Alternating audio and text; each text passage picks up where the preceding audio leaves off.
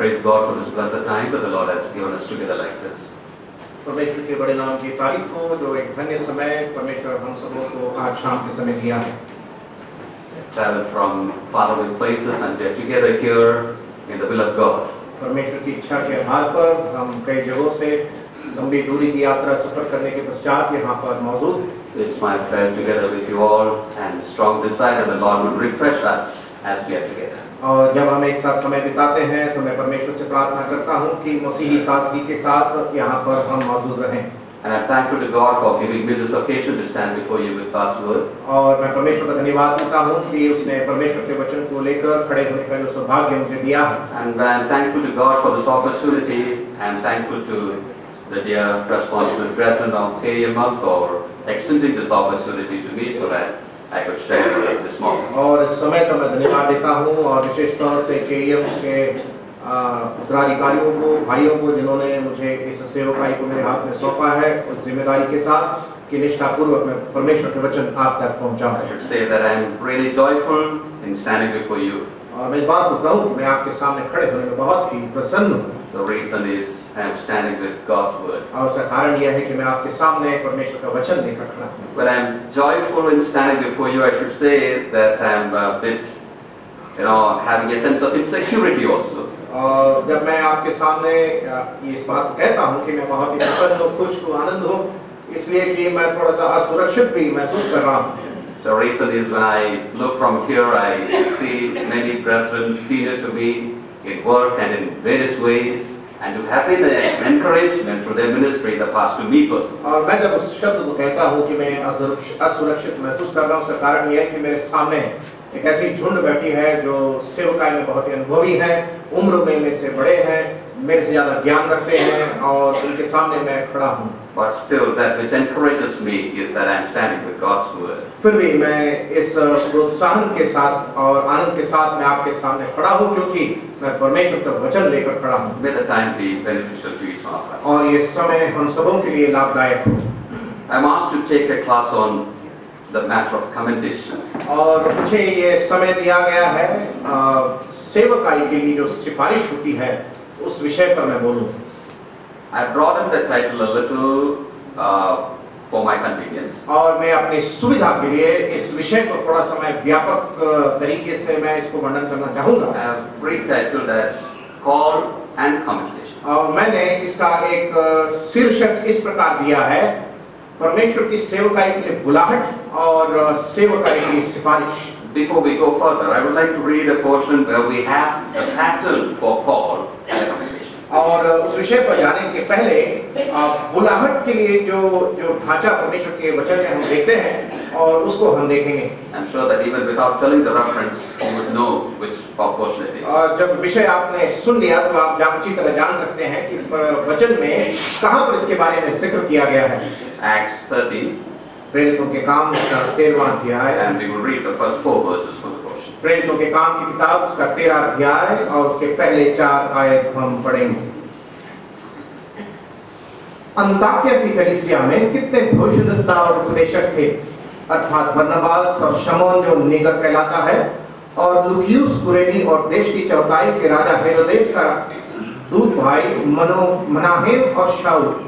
जब वे उपवास सहित प्रभु की उपासना कर रहे थे तो पवित्र आत्मा ने कहा, मेरे निमित्त बरनबास और शाऊल को उस काम के लिए अलग करो जिसके लिए मैंने उन्हें बुलाया है। तब उन्होंने उपवास और प्रार्थना करके और उन पर हाथ रखकर उन्हें विदा किया। सो वे पवित्र आत्मा के भेजे हुए सिलूकिया को गए और वहां से जहाज पर चढ़कर कुफरूस को चढ़े। One more verse, that's in chapter 14. और एक और आयत हम पढ़ेंगे उसका प्रेरितों के काम 14 अध्याय। Read verse 26. और उसका 26 आयत हम पढ़ेंगे। और वहां से जहाज पर अंताकिया में आए जहां से वे उस काम के लिए जो उन्होंने पूरा किया था परमेश्वर के अनुग्रह पर सौंपे गए थे। May the Lord add His blessings upon the reading of these verses. परमेश्वर के पढ़े गए वचन पर परमेश्वर अपनी आशीष दें। As we know, the greatest work that's happening in this universe is the making of, the building of the church. और इस भूमंडल में सबसे बड़ा कार्य जो हो रहा है वो है परमेश्वर की कलीसिया का निर्माण। In Matthew 16:18, the Lord said, I will build my church. और मत्ती सुसमाचार उसके 16वें अध्याय उसके 18वीं आयत में हम पढ़ते हैं कि जब प्रभु ने कहा कि मैं कलीसिया का निर्माण करूंगा। And as we all know, the day of Pentecost, that construction began.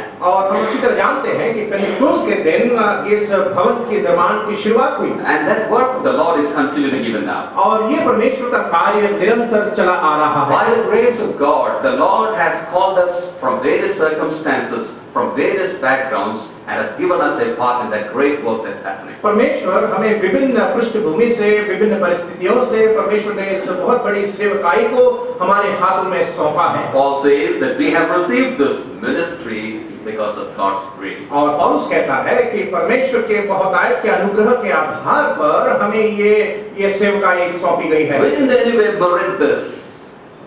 We didn't deserve this. हम इस सेवकाई के उत्तराधिकारी कभी भी हम उसके लायक नहीं थे। We are mercy, we are graced in getting this great ministry. परमेश्वर की बड़ी दया के कारण ये सेवकाई हमारे हाथों में परमेश्वर ने सौंपा है। Now when you look at the scripture, जब हम वचन में देखते हैं, we see that for the making and the maintenance of this great work of the church, the Lord has provided all that's essential. वचन के आधार पर परमेश्वर इस कलीसिया की बनावटी और उसकी परवरिश और उसकी जितने की प्रशासनीय गतिविधियां हैं, इसका सबका इंतजाम परमेश्वर ने किया है। The Lord has gifted men also to the church. और परमेश्वर इस कलीसिया में पुरुषों को भी दिया है इसकी रखवाली पर भी। When we put together various portions, जब वचन के विभिन्न भागों को जब हम मिलाएंगे, we understand that the Lord has provided 7 ministries or offices for the construction and the maintenance of church. और वचन के आधार पर परमेश्वर ने 7 विभिन्न प्रकार की सेवकाइयों को अलग-अलग तरीके से इस परमेश्वर की कलीसिया की बनावटी के लिए रखा है। When you look at Ephesians 4:11, जब इफिसियों की पत्री उसका 4था अध्याय उसके 11वीं आयत हम पढ़ेंगे। Philippians 1:1, फिलिपियों की पत्री पहला अध्याय उसकी पहली आयत। 1 Timothy chapter 3 verse 11. पहला तिमुथियुस उसका 3रा अध्याय उसकी 11वीं आयत। But in all these portions we see there's 7 offices that's given. इन सारे पदों में इन 7 सेवकाइयों के बारे में वर्णन किया गया है। Without reading it for saving time, let me mention them. और समय की कमी के कारण मैं इस प्रकार कहूँ। Apostles are there, प्रेरित हैं, prophets are there, भविष्यवक्ताएं हैं, evangelists are there, सुसमाचार सेवक हैं, pastor teachers are there, और उपदेशक शिक्षक हैं, elders are there, प्राचीन हैं, deacons are there, सेवक हैं, and the deaconesses are there. और सेवकाइयां भी हैं। When you look at that list, जब उस सूची को हम देखते the हैं, first 2 are temporary or foundational. और जो पहला 2 है वो टेम्पररी है या स्थायी नहीं है, तात्कालिक है। Apostles and prophets. और पहला जो 2 झुंड है वो प्रेरित का और भविष्यवक्ता I है, don't have to explain that. और मैं उसे समझाना नहीं चाहता। The last 2, that is deacons and deaconesses, they are subordinate. और आखिरी जो 2 सेवकाइयां हैं वो है जो कलीसिया में जो सेवक होते हैं और महिलाओं के बीच में जो सेवकाइयां होते हैं वे निचले स्तर के हैं। The ones which are in the middle, that is evangelists, pastor teachers and elders. और इस सूची में जो बीच में है जो सुसमाचार सेवक हैं, जो प्राचीन हैं और जो और उपदेशक शिक्षक जो हैं, They are the important offices that are prevailing now. और मुख्य रूप से ये जो झुंड है कलीसिया के अंदर बहुत बड़ा योगदान देने वाला झुंड है। And out of that 3, और इन तीनों में से the first 2, that is the evangelists and pastor teachers, they have a universal wider ministry. और इन तीनों में से पहला 2 सुसमाचार सेवक और उपदेशक शिक्षक इनकी जो गतिविधियां हैं बहुत ही व्यापक है। Elders, their ministry are local.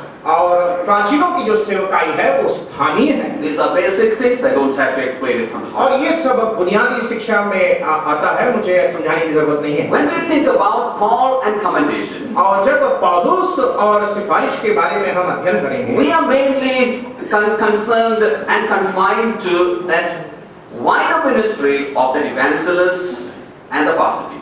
हमारा जो दृष्टिकोण है वो सुसमाचार सेवक और उपदेशक शिक्षक तक हम हमारे इस अध्ययन को सीमित करेंगे I'm sure that most of us represent them.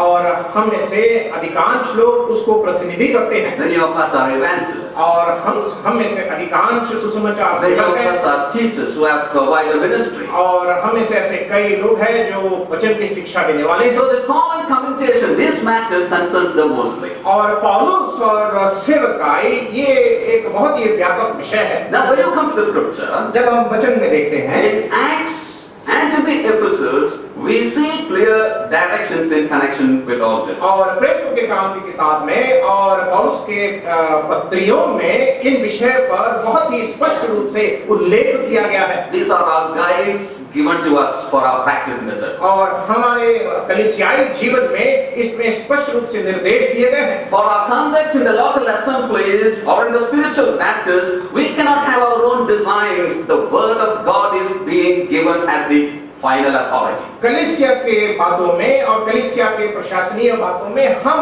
अपना कभी भी एक ढांचा नहीं बना सकते परमेश्वर ने वचन के अंदर उन सारी बुनियादी बातों को लिखा है You know, during the time of the apostles, प्रेरितों के समय a में lot of activities happened in the world.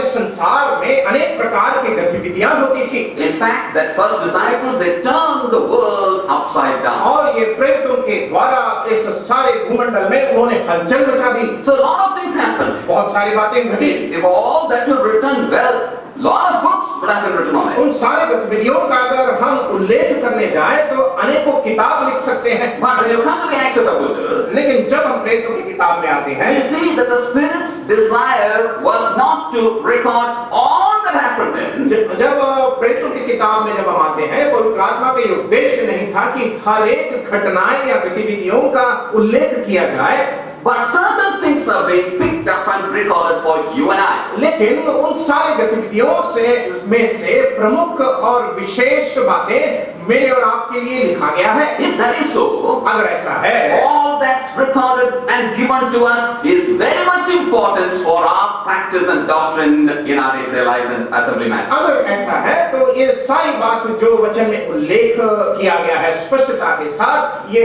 हमारे लिए निर्देश के रूप में दिया गया है ताकि मैं और आप इसको व्यवहारिक कलीसियाई जीवन में इसका प्रयोग करें The portion that we read at the beginning, सबसे पहले आयत को जब हमने पढ़ा well, we have to look with that attitude. It's a pattern given to us for call and commendation. और उस विचारधारा के साथ हमें उस आयत को पढ़ना है जब पौलुस और सिफारिश के संबंध में यहाँ पर उल्लेख किया गया है Without giving much details, I want to mention certain very important things that we see here in connection with call and commendation. ज्यादा विवरण ना देते हुए मैं कुछ प्रमुख बातों को यहाँ पर जो उल्लेख किया गया है मैं आपके सामने रखना चाहता हूँ The first truth is this. सबसे पहली सच्चाई There is a specific call for ministry. सबसे पहला मुद्दा यह है कि सेवकाई के लिए एक विशेष बुलाहट है A specific call. एक विशेष बुलाहट When you look at the words of the Lord to the Antiochian church, और जब हम अंताकिया की कलीसिया में हम देखते हैं we see that very clearly. और वहां पर स्पष्ट रूप से हम पढ़ते हैं There the Lord says, I have called them. और वहां पर लिखा है कि मैंने उन्हें बुलाया है Separate them for the work for which I have called them. जिस कार्य के लिए मैंने उनको बुलाया है उस कार्य के लिए उन्हें अलग करो God was clearly and specifically given to Barnabas and Paul. और वहां पर जो बुलाहट था बरनबास और पौलुस को स्पष्ट रूप से दिया गया था We do not know how that call was given to them. हमें नहीं मालूम कि वो बुलाहट किस रीति से उन तक पहुंचा Was it a direct revelation from the Lord? क्या वो सीधा प्रकाश परमेश्वर के द्वारा था हमें नहीं मालूम Or was it a burden that they had in their mind? और यह हमें नहीं मालूम क्या उनके मनों में वो बोझ था Or was it simply seeing the burden around, the perishing burden around and having a burden? या फिर नाश होने वाले लोगों को देखकर उनके ऊपर जो बोझ आया ये भी हमें नहीं मालूम Whatever the method or the means was, we understand that the call was specifically given unto Paul and Barnabas. किसी भी प्रकार का तरीका या माध्यम का इस्तेमाल क्यों ना हुआ हो लेकिन एक बात हम अच्छी तरह जानते हैं स्पष्ट रूप से एक विशेष बुलाहट पौलुस बरनबास को दिया गया था Everyone who has come out for the ministry should be able to remember and relate to a specific call that came to them before they came to the ministry. हर व्यक्ति जो सेवकाई में आया है उस व्यक्ति के लिए अनिवार्य है कि उसके